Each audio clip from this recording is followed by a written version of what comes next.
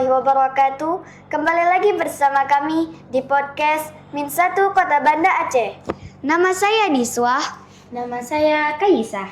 Pada kesempatan ini kita akan membahas tema yang sangat penting dalam menyempurnakan ibadah puasa, yaitu tentang larangan serta hal-hal yang dapat membatalkan puasa.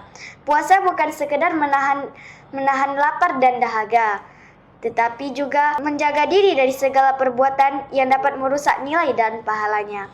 Memahami apa saja yang dapat membatalkan puasa, seperti makan dan minum dengan sengaja, serta menjaga lisan, sikap, dan hati dari perbuatan tercela, merupakan kunci agar ibadah kita tidak hanya sah secara hukum, tetapi juga bernilai sangat tinggi di sisi Allah Subhanahu wa Ta'ala. Nah, Ramadan tuh selalu punya cerita, dari yang nahan lapar sampai nahan emosi. Kadang yang kedua justru lebih berat ya. Nah, kali ini kita mau ngobrol bersama Pak Safriyadi Isrin tentang pengalaman Ramadan yang mungkin relate banget nih sama kita semua. Assalamualaikum Pak. Waalaikumsalam warahmatullahi wabarakatuh. Gimana nih suasana Ramadan tahun ini buat Bapak? Alhamdulillahirabbil alamin wassalatu wassalamu ala asyrafil anbiya'i wal mursalin wa ala alihi washabbihi ajma'in. Alhamdulillah, terima kasih sebelumnya. Saya sudah diundang di podcast Min 1 on TV dan berjumpa kembali dengan host-host terbaik. Ada Niswatun, di sini ada Kaisah. Terima kasih sebelumnya. Menyangkut dengan pertanyaan Kaisah tadi tentang apa yang dirasakan, saya rasa setiap puasa itu ya sama. Namun nuansanya, rasanya, atmosfernya tetap berbeda dengan bulan-bulan yang lain. Dimana kita ketahui bersama bahwa bulan puasa itu adalah bulan yang penuh rahmat, berkah, maghfirah. Dan kita tahu juga bahwa bulan puasa ini bulan yang spesial. Memang bulan yang dibuat atau dipersiapkan oleh Allah untuk kita membasuh diri kita sehingga kita bersih dari berbagai macam dosa. Termasuk ya kan di dalam hadis itu dijelaskan, man shoma ramadhana imanan wahtisaban ghufira lahu ma taqaddama min dambi. Kemudian man qama ramadhana imanan wahtisaban ghufira lahu ma taqaddama min dambi. Man qama lailatul qadri juga demikian. Jadi semua amalan itu muaranya adalah untuk menghapus semua dosa-dosa kita. Apalagi ditambah di bulan Ramadan ini musuh-musuh kita itu dibelenggu oleh Allah, dirantai oleh Allah, seperti setan yang biasanya menggoda kita. Ya, mungkin di bulan Ramadan ini mereka tidak menggoda kita. Jadi kita tuh lebih banyak kesempatan untuk bisa beribadah kepada Allah, ya kan? Bisa nyaman, tidak ada godaan. Ditambah lagi kalau kita di Aceh ini memang terasa sekali ya. Rasanya menjalankan ibadah puasa di bulan Ramadan ini terasa sekali. Nah, kita ketahui bersama di Aceh ini kalau pagi, siang, bahkan sampai sore itu pemerintah kita itu melarang restoran, warung, bahkan tempat-tempat yang menjual makanan itu untuk dibuka. Nah, jadi itu juga memudahkan kita untuk menjalankan ibadah puasa. Ditambah lagi di Provinsi Aceh ini ya, banyak masjid-masjid itu memang yang sangat memanjakan jamaahnya. Jamaah nyaman bisa beribadah dengan imam-imam yang suaranya bagus, ya kan. Jadi kita juga lebih nyaman dalam melaksanakan ibadah baik di hari puasa maupun di malam-malam bulan Ramadan. Pak, sebelum masuk ke pembahasan utama, mohon dijelaskan kembali tentang hakikat puasa menurut ajaran Islam. Ya, kalau menurut ajaran Islam, hakikat puasa itu adalah menahan lapar dan haus. Itu pada hakikatnya. Jadi kita dilarang untuk makan dan minum, itu secara jelasnya demikian. Tapi sebenarnya adalah hakikat puasa itu di sini ada pembelajaran, ya. Di mana Allah menginginkan orang-orang yang berpuasa itu ditempa, ya kan, kemudian akhirnya mereka itu menjadi orang-orang yang bertakwa. Makanya di dalam Al-Quran itu disebutkan, ya ayyuhalladzina amanu kutiba alaikumussyiyam kama kutiba alal ladzina min qablikum la'allakum tattaqun. Nah, jadi kewajiban puasa itu sebenarnya Allah buat itu untuk menjadikan hambanya itu menjadi hamba-hamba Allah yang bertakwa. Nah, jadi sungguh rugi gitu kalau orangnya itu cuman menahan lapar, menahan haus, ya kan? Tapi dia tidak bisa benar-benar menjadi orang yang bertakwa. Nah, saya rasa itu sebenarnya hakikat orang berpuasa di bulan Ramadan ini, bagaimana caranya dia bisa menjadi orang-orang yang baik, yang solih, yang bertakwa kepada Allah. Pak, apakah makan dan minum dengan sengaja memang langsung membatalkan puasa? Ya, kita ketahui bersama bahwa ada beberapa hal yang membatalkan puasa. Memang kalau yang secara jelas itu adalah makan dan minum. Nah, tapi tidak hanya itu, sebenarnya itu di saat kita memasukkan sesuatu, ya kan, ke dalam beberapa lubang-lubang yang ada di dalam tubuh kita secara sengaja, nah, maka itu dapat membatalkan puasa. Contoh, lubangnya ada mulut misalnya. Ya. Ketika kita memasukkan sesuatu ke dalam mulut kita, itu mungkin tidak langsung batal puasanya. Tapi di saat sesuatu yang kita masukkan ke dalam mulut itu kita telan, nah, maka disitulah batalnya puasa kita. Karena kita memasukkan sesuatu ke dalam mulut kita dengan sengaja. Nah, begitu juga dengan lubang yang termasuk memasukkan sesuatu ke dalam telinga, memasukkan sesuatu ke dalam hidung secara berlebihan, ya kan? Dan lubang-lubang yang lainnya. Selain makan dan minum, apakah memasukkan benda lain juga membatalkan puasa? Ya, memasukkan benda-benda ke dalam lubang-lubang itu ada 5 lubang gitu, yang ada di tubuh kita itu. Nah, itu ada batasannya, seperti yang saya sampaikan tadi. Misalkan, ya, itu dijelaskan juga dalam fikih praktis. Misalkan kita menelan ludah, bagaimana hukum menelan ludah? Nah, menurut Niswa misalnya, batal nggak kalau kita menelan ludah? Tidak. Iya. Kalau kita menelan ludah, itu ulama sepakat bahwa itu tidak membatalkan puasa. Namun ada syaratnya. Ya, yang pertama ketika ludah itu tidak bercampur dengan benda yang lain. Ataupun ludah itu bukan maksudnya ludah itu kita kumpulkan dulu semua sampai satu gelas, kemudian kita minum. Kalau udah seperti itu ya tetap membatalkan puasa. Nah, terus bagaimana Ustadz kalau kita berwudu misalnya? Berwudu itu kan memasukkan air ke dalam mulut, ya kan? Nah, kalau berwudu itu beda lagi hukumnya. Karena berwudu itu memasukkan air ke dalam mulut di saat kita berkumur-kumur atau istinsa, itu hukumnya sunnah. Nah, jadi kalau kita berkumur-kumur untuk berwudu itu justru sunnah. Nah, tapi kalau kita telan airnya yang sudah kita kumur-kumur kita telan, nah itu yang membatalkan puasa. Umpama kita berwudu misalnya, ya kan, kemudian kita berkumur-kumur di dalam mulut kita, kemudian setelah kita buang airnya, kok masih ada terasa kayak dingin-dinginnya gitu. Nah, terus umpama ketelan gitu ya, nah itu tidak membatalkan puasa. Tapi yang jelas waktu kita mengeluarkan air kumur-kumur kita tuh sudah habis kita keluarkan semua. Adapun sisa-sisa yang tinggal itu adalah yang wajar. Ya. Begitu juga ke dalam hidung, waktu kita istinsa misalnya. Nah, itu kita memasukkan air ke dalam hidung ya sewajarnya. Jangan sampai melewati pangkal hidung kita ini. Tapi itu biasa terasa agak hangat ya, agak panas gitu. Nah, tapi kalau kita memasukkannya dengan wajar itu tidak membatalkan puasa. Termasuk di kuping, ya misalnya kita membersihkan kotoran dengan tangan. Nah, itu tidak membatalkan puasa. Tapi kalau kita menggunakan alat, ya kan, memasukkan alat itu ke dalam kuping kita, kemudian kayak terasa ada sakit-sakitnya gitu, itu sudah bisa membatalkan puasa. Nah, begitu juga dengan memasukkan sesuatu ke dalam lubang-lubang yang lainnya. Nah, memang kadang itu memasukkan sesuatu itu ada juga yang memasukkannya tidak melalui lubang. Misalkan ada orang vaksin, ya kan? Ataupun ada memasukkan obat ke dalam badannya dengan media suntik atau apa, itu tidak membatalkan puasa. Tapi kalau obatnya diminum secara lahiriah itu membatalkan puasa. Tapi kalau disuntik obatnya atau vaksinnya, itu ada fatwa dari Majelis Ulama Indonesia bahwa itu diperbolehkan, tidak membatalkan puasa. Selama yang disuntikkan itu bukan cairan makanan.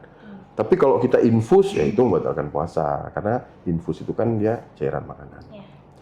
Itu kemudian kita dalam keadaan melahirkan, nifas, haid, nah itu kan tidak boleh berpuasa. Bagaimana dengan muntah, Pak?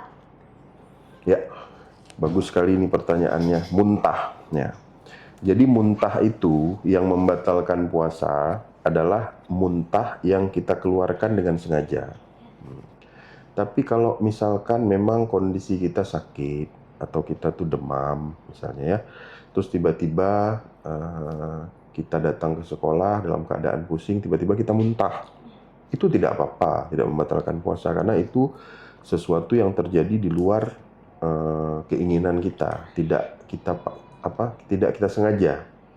Tapi ketika ada orang yang muntah dengan sengaja, ya mungkin dia memasukkan tangannya ke dalam mulut untuk mengeluarkan kembali makanan yang sudah dia makan, nah, maka itu yang hukumnya membatalkan puasa. Tapi selama tidak sengaja, maka itu tidak membatalkan puasa. Untuk perempuan yang mengalami haid, bagaimana ketentuannya, Pak? Ya, kalau di dalam hadis Aisyah itu dijelaskan bahwa ketika orang yang berhalangan datang bulan ya, atau menstruasi, haid dan lain sebagainya, maka dia itu mengganti di hari yang lain. Nah, berarti berapa hari dia tidak melaksanakan puasa di bulan Ramadan, maka itu dapat diganti di hari selain bulan Ramadan, sesuai dengan hitungan berapa hari dia meninggalkan puasanya. Berbeda dengan sholat. Tapi kalau perempuan haid yang tidak sholat itu kan tidak perlu mengganti. Nah, namun kalau perempuan haid tidak berpuasa, maka dia memiliki kewajiban ya, untuk mengganti di hari yang lain. Karena haid itu merupakan salah satu larangan. Nah, jadi orang yang haid itu memang tidak boleh berpuasa karena dia dalam keadaan tidak suci. Pak, jika seseorang pingsan sepanjang hari, apakah dapat membatalkan puasa? Ya. Jadi syarat sahnya orang berpuasa itu adalah dalam keadaan sadar. Nah, ya kan, sadar. Dia cukup pengetahuannya, cukup kemampuannya untuk melakukan sesuatu dan lain. Tapi jika dia sepanjang hari sepanjang hari tidak sadar, mungkin dari malam dia sudah pingsan ya kan, kemudian dia nggak sahur, nggak sholat subuh, pingsan sampai tiba-tiba dia waktu dia sadar udah bunyi, ya, udah azan atau ya udah azan maghrib ya. Walaupun dia tidak makan apa-apa, walaupun dia tidak minum apa-apa, tapi karena dia melewati hari puasa itu dengan keadaan tidak sadar, maka itu tidak dianggap puasa. Nah, itu ya hanya pingsan aja demikian. Pak, selain pembatal ada juga hal yang tidak membatalkan, tetapi mengurangi pahala. Mohon dijelaskan ya. Ya. Di dalam hadis Tirmizi, nah itu dijelaskan bahwa ada orang ya berpuasa, kalau kurang lebih kata-katanya seperti ini, kam min shaimin, kam min shaimin laisa lahu fi shaimihi laisa lahu li shaimihi illal ju' wal atos. Nah, banyak orang berpuasa, tetapi puasanya itu hanya dilalui dengan merasakan lapar dan haus. Jadi puasa yang dia lalui itu cuma yang dia rasa cuma lapar sama haus.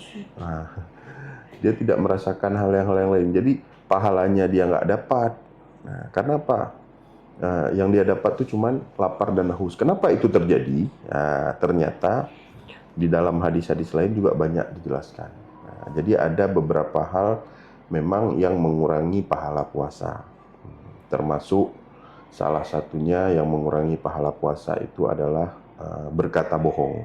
Nah, berkata bohong, kemudian sumpah palsu, kemudian mengumpat, menggunjing, membicarakan kejelekan orang, bergosip ya.